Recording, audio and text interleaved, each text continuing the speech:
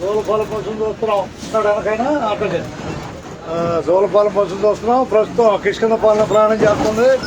రాబోయే ఊరు వెలటూరు. రాబోయే ఊరు వెలటూరు.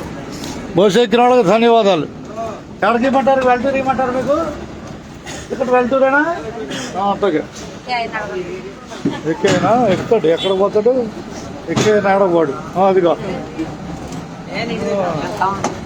ధన్యవాదాలు. అదే అడికి వెళ్ళండి. అడుగు ఖాళీలు ఉన్నాయిలే.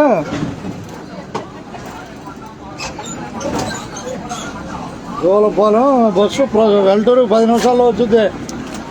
మన బస్సు వెల్టూరుకి 10 నిమిషాల్లో వచ్చింది. ఒకసారి వెల్టూరులో ఎక్కడమే బస్సు.